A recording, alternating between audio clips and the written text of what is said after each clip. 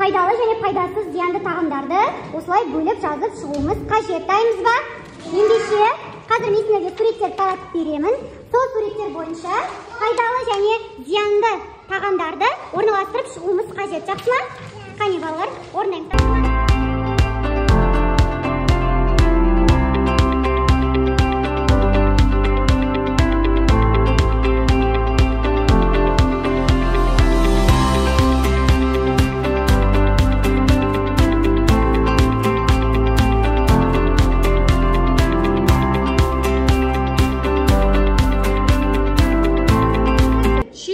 Гамбургер, фри, кола сияқты тағамдар біздің денсаулығымызды құртады дейді. Я ма жоқ па балалар?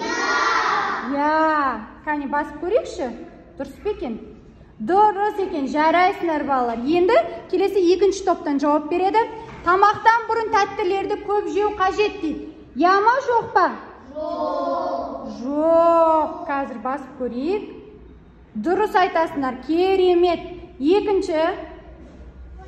Тамақты асықпай, жақсылап шайнау қажет. Я ма жоқ па? Я дейді. Қане басып көрейік. Я. Дұрыс. Келесі үшінші топ. Сендерге сұрақ.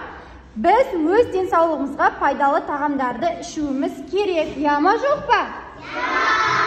Я. Әрине пайдалы тағамдарды таңдап ішуіміз керек.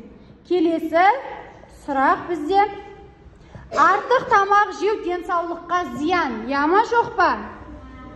Артық тамақ жеу денсаулыққа зиян.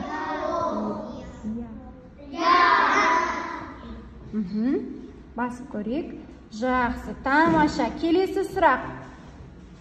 Сүт өнімдері, көкөністер мен жемістер біздің денсаулығымызға пайдалы дейді. Я ма жоқ па балалар? Я, пайдалы, я? Сүт өнімдері, көкөністер. Дұрыс айтасыңдар. Келесі сұрақ. Тамақ ішер алдында қолды жумаған дұрыс дейді. Дұрыс па, дұрыс емес па? Жоқ. Қолды жуымыз қажет па? Иә, қолды міндетті түрде жуымыз керек тамақ ішер алдында. Жақсы. Келесі. Ұйықтар алдында тойып тамақ ішу керек. Я ма жоқ па балалар?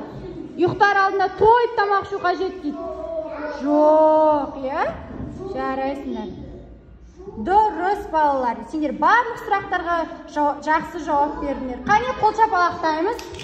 Жарайсыңдар балалар.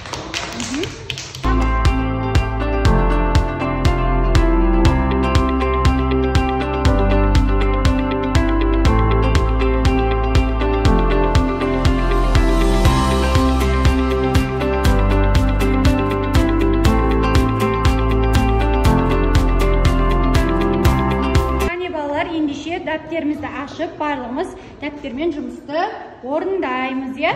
Дәптерлерімізді ашайық. Жазыңдар.